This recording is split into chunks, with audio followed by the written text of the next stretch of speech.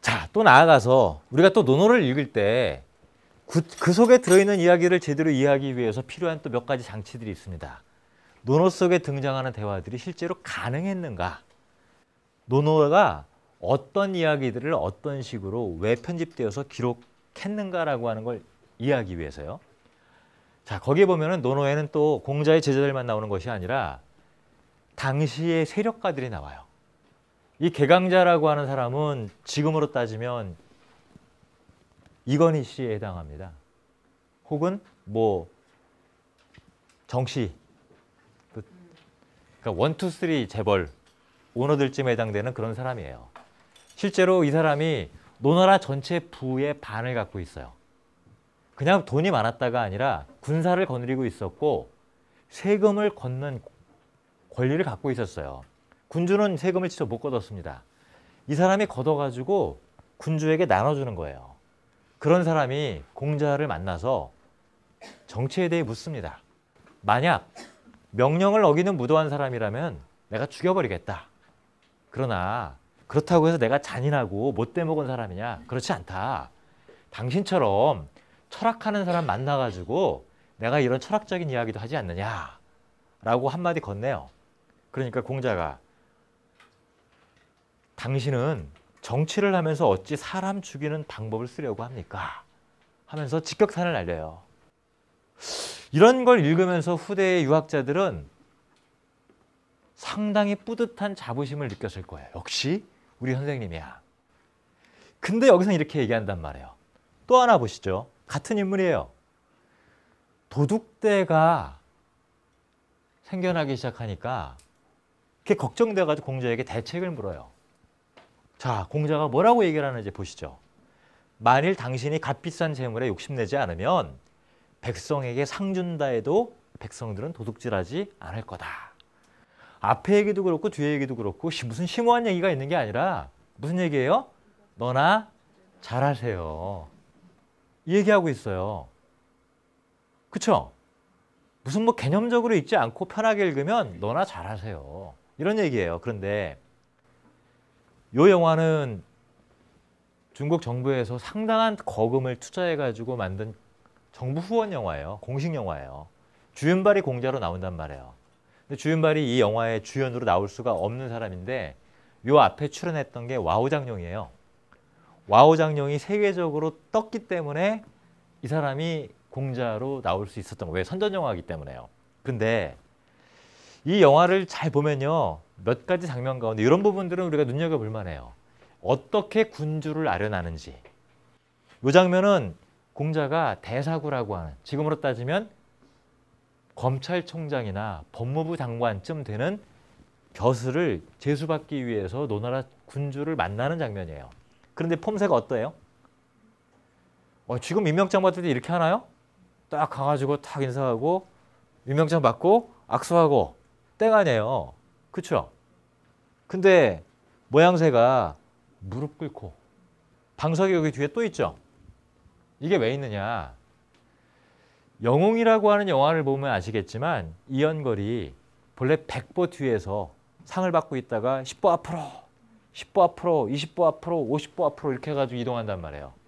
그리고 들어가기 전에 어떻게 합니까? 다 벗고 항문까지 다 검사를 받고서 들어가요. 황제를 아련할 때. 방석이 여기 있고 여기 있죠. 여기서 여기까지 어떻게 움직이느냐. 무릎 걸음으로. 그걸 슬행이라고 합니다. 무릎 슬자 써가지고. 이런 분위기에서 군주를 만나고 그래요. 개강자를 만날 때도 이렇게 만났을까요? 아닐까요? 저는 그렇게 만났을 가능성이 높다라고 생각을 해요. 유학자들은 당연히 그렇게 보지 않을 수 있겠지만.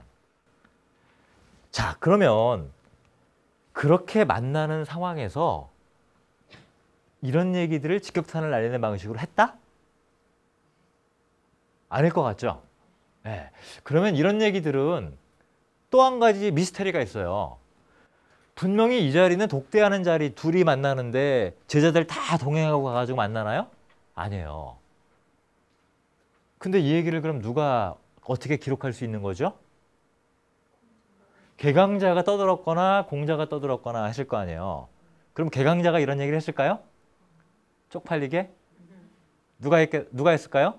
공자가. 그럼 어떻게 얘기했을까요? 그게 논어의 증거가 나와요. 맹의자라고 하는 사람은 계시 집안 다음의 실권자예요. 논어라에서. 맹의자가 공자를 찾아와가지고 효에 대해서 물어요. 이게 이 효도가 맹씨 집안의 가훈이에요. 그래서 맹씨 집안 자제들은 전부 공자 만나서 똑같이 효에 대해서 물어요. 그러니까 공자가 어기지 않는 겁니다. 라고 간단하게 답변을 해요. 보통 이렇게 기록이 나오는데 희한하게도 여기에는 이게 붙어 있어요. 그리고 한참을 담소한 뒤에 맹의자가 돌아가고 이거는 제가 집어넣은 건데 무슨 얘기냐. 그럼 만나서 딱 한마디 하고 헤어지나요? 밥 먹고 차 마시고 이게 보통의 형식이란 말이에요. 그러니까 한두 마디 한 게 아니라 이런 얘기를 했다 하더라도 수많은 대화를 하는 과정에 나온 한마디 말이겠죠. 자, 돌아간 다음에 외출할 일이 생겨가지고 야, 마차 대령해라. 근데 번지가 바로 공자의 전용 운전기사예요. 제자 가운데 마차를 잘 몰았거든요. 그러니까 공자가 딱 타자마자 한마디 하는 거예요. 맹의자가 나에게 효도에 대해 묻길래 내가 어기지 않는 겁니다. 라고 대답해 주었다. 그러니까 번지가 뭔 말씀이세요? 그랬더니 살아가실 때도 예에 따라 섬기고 돌아가시면 예에 따라 장사 지내고 그리고 예에 따라서 제사를 지내는 것이 바로 효다. 자, 그러면 요 얘기를 사상으로 해석하지 않고 뭘로 보는 거냐? 요 대화가 어떻게 나왔을까가 보이는 출처가 되는 거예요. 그러니까 무슨 얘기냐? 실제로 공자가 궤강자를 만나서 도둑 때문에 참 큰일입니다. 네가 똑바로 안 해서 그래. 우리는 이렇게 읽잖아요. 그게 아니라 이 돌리고 저리 돌리고 점잖게 얘기를 하고 나서 오늘 궤강자가 나한테 도둑에 대해서 묻길래 내 한마디 했지. 너나 똑바로 해. 상상이 되시나요? 이게 현실에 가까울 겁니다. 그렇죠? 제 출연이 신성모독인가요? 이거는 신성모독도 아니고 역사학자들은 이렇게 해석할 거예요. 너무나 당연한 얘기예요. 이렇게 읽기 시작하면 논어가 전혀 다르게 읽혀요. 자, 또 한 가지. 공자의 제자 가운데 재현은 가장 출중했던 사람 가운데 한 사람이에요. 그런데 이 제여에 대한 기록은 논어에 5분밖에 안 나와요. 그런데 얘는 자공보다 선배예요. 그리고 언변으로 따지면 자공만큼이나 언변이 출중했던 사람이라고 여러 기록에 나와요. 그런데 이 제여에 대한 5개의 기록 가운데 하나 빼고 4개가 전부 공자한테 엄청 혼나는 얘기들만 나와요. 자, 보세요. 제여가 낮에 잠을 잤다. 이를 본 선생님이 썩은 나무에는 저각할 수 없고 거루묵은 벽을 보수하는 흙손질에 쓸 수 없다. 이런 놈 꾸짖어서 뭐 하겠느냐. 전 이거 읽을 때마다요. 제여가 되게 억울했겠다. 제가 대학 다닐 때 잠자리에 드는 시간이 늘 새벽 3시, 4시에 잤거든요. 제가 원래 11시가 넘으면 눈이 말똥말똥해지는 사람이에요. 고등학교 때까지는 커피 별로 안 마시다가 대학 가니까 커피 많이 마시잖아요. 저녁 때 술 마시고 집에 들어가면은 한 10시, 11시. 그럼 술 깨가지고 말똥말똥해지면 그때부터 책 읽거든요. 그리고 비라도 내린다.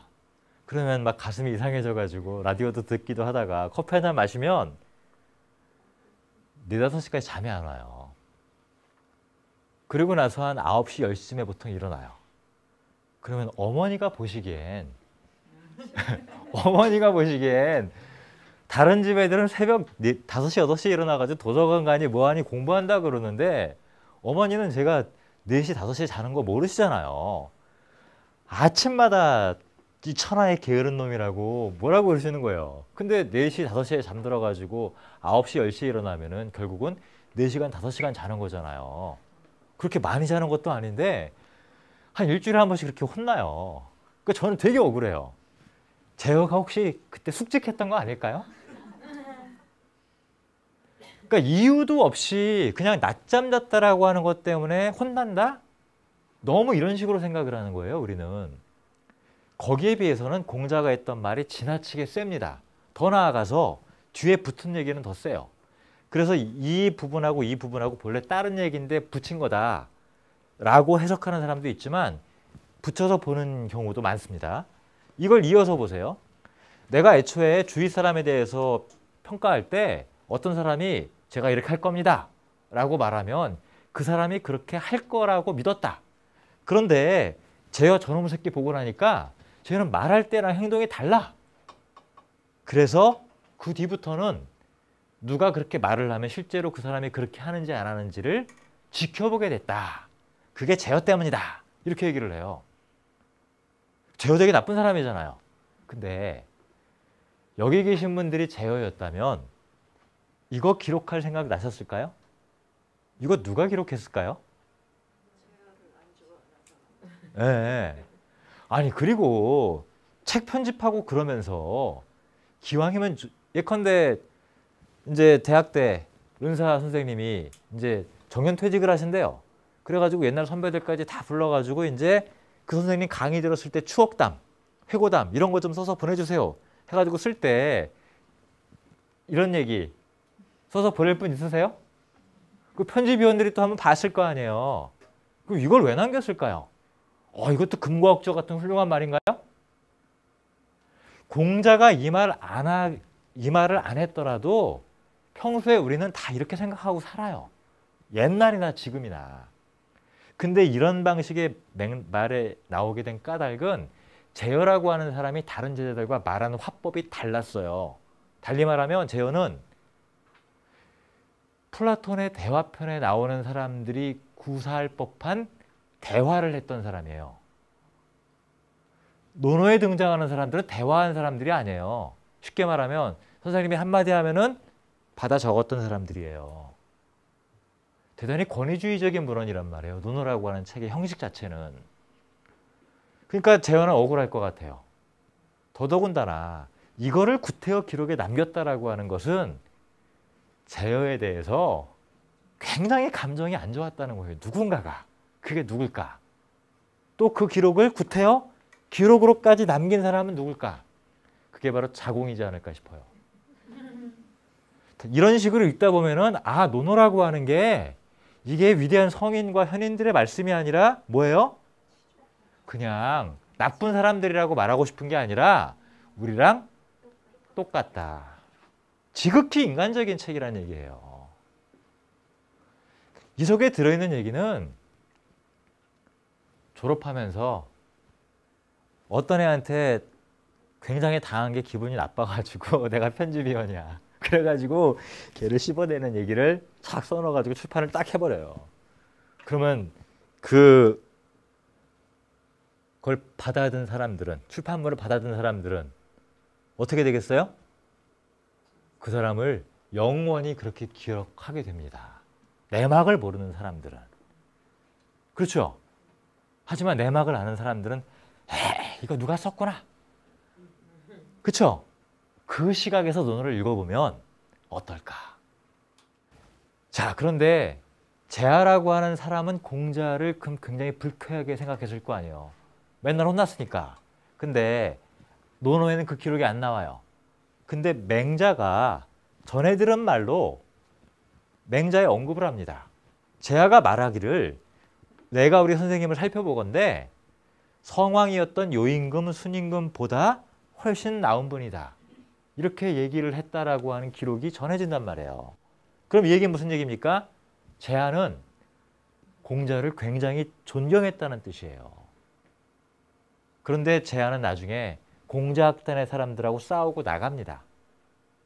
그리고 거의 원수진 사람처럼 행동을 해요. 여러 가지 기록들에 의하면. 그걸 보면은 공자와의 관계는 좋았는데 누군가와는 사이가 안 좋았다. 그것도 그냥 누군가가 아니라 공작단을 주도했던 누군가. 그렇게 따져보면은 인물이 몇 명 안 되거든요. 당연히 자공일 가능성이 높아요. 자, 아까 우리가 봤던 것처럼 논어에 가장 많이 나오는 건 누구라고요? 자로. 그런데 이 기록들을 편찬할 즈음, 기록으로 만들 때쯤에 자로는 이미 죽었습니다. 그런데 이 자로는요, 그 공작단의 사람들의 계보에서 보면은 계시 밑에서 벼슬을 했던 가장 앞선 인물 가운데 하나고 가장 높은 직위를 했던 사람 가운데 하나예요. 그리고 그 자리는 자공이 했었고 염구가 했어요. 즉 이런 사람들이 가장 많이 등장한다는 거예요. 자, 이 제아가 공자와 이 대화로 배틀을 합니다. 논어에는 논쟁이 안 나와요. 그런데 몇 번 나오는데 그 중에 하나가 제아가 물어요. 3년상은 1년으로도 충분합니다. 만약 공직을 맡고 있는 군자가, 제가 일부러 집어넣은 거예요. 그냥 군자라고만 읽으면 이 맥락이 이해가 안 되거든요. 군자가 3년 동안 예를 행하지 않으면 얘는 분명히 망가질 겁니다. 군자가 3년 동안 음악 안 들으면 음악은 사라질 겁니다.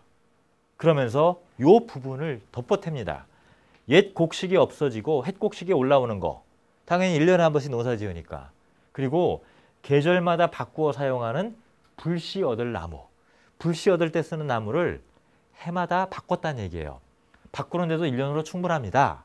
그러니 부모님 떠나보내는 시간, 상례도 1년 하면 되는 거 아닙니까? 라고 질문을 해요. 상당히 논리적이고 합리적이죠? 그렇죠? 근데 이렇게 얘기를 하면 공자 반응이 어떠냐면요. 플라톤 대화편에처럼 나는 다르게 생각한다 하면서 이렇게 나오는 게 아니라 야, 너는 부모님 돌아가셨는데 쌀밥 처먹고 옷 빼입고 다니면 편하냐? 황당하죠. 이건 공자의 인격이 모자라서가 아니라 이런 방식의 대화가 없어요. 낯선 거예요. 그러니까 자, 제어가 뭐라고 답하냐면 네. 싸가지 없는 것 같죠? 다산이 여기에 대해 뭐라고 주석을 하냐면 만약에 여기서 아니오라고 답변을 하면은 대화가 끝나기 때문에 대화가 이어가도록 만들기 위해서 제어가 일부러 이렇게 예라고 한 거다. 실제로 그렇죠. 누가 봐도 이거는 그 맥락이에요. 그러니까 사람의 삶의 모습이라고 하는 게 대화할 때 뻔하니까. 그러니까 도발하니까 네가 편하다면 그렇게 해라. 근데 군자라면 부모의 상을 당하면 맛난 거 먹어도 맛 모르고 음악 들어도 기쁘지 않고 집에 있으면 편안하지 않다.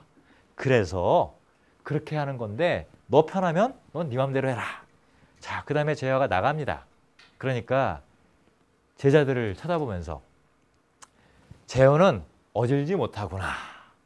자식이 태어나 3년이 지나야 부모의 품을 떠나는데 그러면 부모를 보낼 때도 3년 하는 게 맞지 않느냐. 그러니 3년상은 천하에 통용되는 상례다. 제어도 자기 부모에게 사랑을 받았을까? 이렇게 얘기를 해요. 이거는 멋있는 버전. 그럼 실제 버전으로 얘기를 하면요. 이런 싸가지 없는 새끼. 지도 태어날 때 부모님 벗어날 때 3년 걸렸다면 부모님 보낼 때도 3년은 해야지. 그게 사람의 당연한 거 아니야? 저 새끼가 저게 지 어릴 때 부모한테 사랑 못 받았다고 저지랄 하는 거야. 이 얘기거든요. 한자로 돼 있기 때문에 고상한 얘기를 하는 것이 아니라 내용을 읽어야 돼요. 불인하다라고 하는 말은 어질지 못하구나가 아니라 이런 후레자식, 이런 싸가지 없는 새끼, 이런 표현이에요. 나쁜 놈이란 뜻이거든요. 근데 이거를 뭐라 그러죠? 뒷담화라고 하잖아요. 근데 가만 보니까 요 얘기할 때는 제어가 없었어요. 그럼 요 얘기를 기록한 사람은 누구죠? 그 자리에 있던 사람 아니에요. 그 자리에 있던 사람 중에서도 제어랑 사이가 안 좋았던 사람. 그리고 누가 그걸 기록하니까 편집자가 요거 기록해야지. 그렇죠? 우리랑 똑같죠? 성인들의 이야기가 아니에요. 자, 제가 공자가 성인이 아니고 뭐가 아니다라고 하는 방식의 이야기를 하는 까닭이 뭐냐면 논어에 나오는 책을 우리가 읽다가 덮는 까닭이 뭐냐면 답답해요. 이렇게 살 수 없어요. 그렇죠? 시험에 나오니까 읽지만 답 쓰려고 하지만 그렇게 살고 싶지 않아요. 그런데 논어에 등장하는 사람들의 이야기가 답답하고 고상한 사람들의 이야기인 것처럼 되는 까닭은 실제 내용이 그런 게 아니라 그렇게 해석을 하라고 배워왔기 때문에. 근데 있는 그대로 해석을 해보니까 다르죠. 달리 말하면 사람들의 이야기입니다. 그리고 그 속에서 우리는 이걸 통해서 누구를 비난하려고 하는 것이 아니라 그들이 보여준 삶의 모습이 우리가 보여주는 실제 살고 있는 삶의 모습하고 크게 다르지 않다. 똑같다. 그러나 그럼에도 불구하고 고민할 부분들이 있어요. 책에 편찬 의도가 있고 어떤 사람들이 왜 그런 방식으로 누구를 배제하고 누구를 추방하고 누구는 띄워주고 이런 노력들을 했을까? 그것들이 그 후대에 갖게 되는 의미, 역사, 장치 이런 것들로부터 우리는 무언가가 배우고 생각할 거리들이 있게 되는 거죠. 바로 그게 진정한 의미에서의 독서가 아닐까 싶어요. 그런데 이 말을 좀 다른 방식으로 해석을 하면 일단 3년상 그 근거는 유일하게 가장 앞선 기록이 이겁니다. 3년상을 왜 해야 되는가에 관한 기록이 이게 가장 앞선 기록이에요. 정확하게는 25개월 내지 27개월을 하는 건데 2회를 넘기는 거거든요. 2회를. 근데 한번 생각해 보세요. 조선시대 유학자들만 3년상을 했지 역대 사대부들이 3년상을 별로 하지 못했어요. 근데 만약에 제가 3년상을 한다 그러면 어떻게 될 것 같습니까? 제가 이렇게 가서 질문을 해봤거든요. 제가 3년상을 하면 어떻게 될 것 같아요? 예? 그랬더니 어떤 분이 반짝 손을 드시더라고요. 한 그 70 가까이 되신 어르신인데 제가 말할 수 있습니다. 네. 어떻게 됩니까? 그랬더니 신문에 납니다. 그렇죠? 모 대학의 동양철학을 공부한 그것도 노자를 전공한 그 누구가 이 21세기에 3년상을 한단다. 신문에 나요. 그래서 제가 순간 약간 당황을 했어요. 그랬다가 바로 정신 차리고 신문에 2번 납니다. 그렇게 해서 3년상을 심효살이 들어간 지 6개월 만에 6개월 전에 상을 당해서 심효살을 하겠다고 들어간 3년상을 시작한 김모 누구가 결국 이혼을 당했다. 이 얘기는요. 저에게만 해당되는 것이 아니라 전통사회에서 3년상을 한다라고 하는 것은 끔찍한 일이에요. 누구에게? 그 부인과 자녀에게. 돈이 많으면 괜찮아요. 돈이 많으면. 그런데 돈이 없다. 그러면 그 부인은 죽어나는 거예요. 뭐 애초에 있어봤자 도움이 안 됐지만. 그렇죠? 조선시대 양반들은 생업활동을 안 했습니다. 그러니까 조선시대에는 진짜 시집을 잘 가야 돼요. 딱 한 가지만 보고 가야 돼요. 뭐? 그래, 재산만 보고 가야 돼요. 안 그러면 진짜 생고생을 하거든요. 자, 더 나아가서요. 이 속에는 지금 재하가 요 얘기를 합니다. 1년마다. 근데 3년을 1년으로 줄이자라는 얘기를 왜 하는 걸까? 그 이유는요. 여기 있어요. 3년 동안 예학을 안 하면 큰일 난다. 그럼 우리는 예학이라고 하는 것이 무슨 행사, 뭐 문화, 예술 이런 걸로 생각하잖아요. 그 의미가 아닙니다. 이게 뭐랑 같은 거냐면요. 지금 우리가 늘 보고 있는 것들하고 같은 거예요. 자, 공직을 맡고 있는 군자라고 얘기를 했는데 제후라고 생각을 해보세요. 제후. 제후가 죽었어요. 그러면 상 끝나면 어떻게 되죠? 그 아들이 제후가 돼가지고 다스릴 거 아니에요. 그렇죠? 그럼 바로 다스리면 되잖아요. 다 그걸 원해요. 근데 왜 1년상, 3년상을 주장을 하느냐? 간단합니다. 여러 가지 이유가 있지만 그 아들이 변변찮아요. 그러면 노신들이 가만히 있겠어요? 그 애가 깐나라기 때부터 봐왔던 사람들이 보기에 걔는 왕이 되긴 하지만 만만하고 웃기는 거예요. 갖고 놀 수 있어요. 그럼 또 그 새로운 군주의 입장에서는 그럼 갖고 노는 그런 허수아비 같은 군주가 되고 싶느냐? 그러고 싶지 않을 거 아니에요. 그럼 어떻게 해야 돼요? 내가 군주가 되면 내 주변에서 나를 도와서 일할 사람들을 아버지를 도와줬던 사람들을 싹 몰아내고 다 바꾸는 거예요.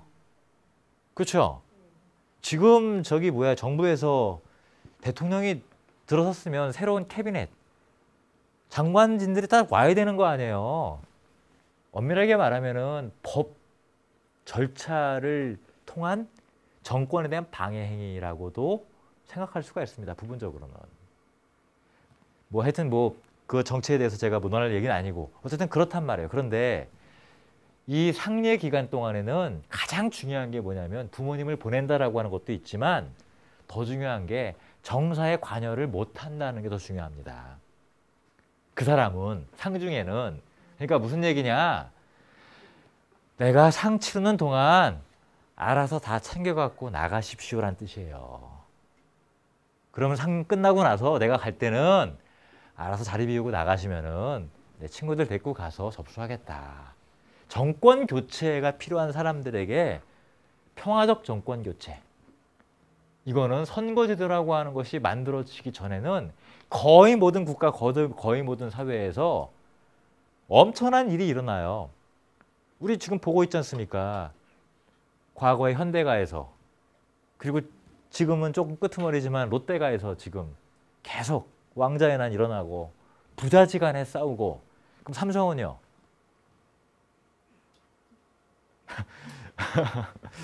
뭐 제가 그런 얘기까지 할 필요는 없겠지만 그래서 근데 제안은 당시의 춘추자전을 보면은 1년상을 대부분 했고요.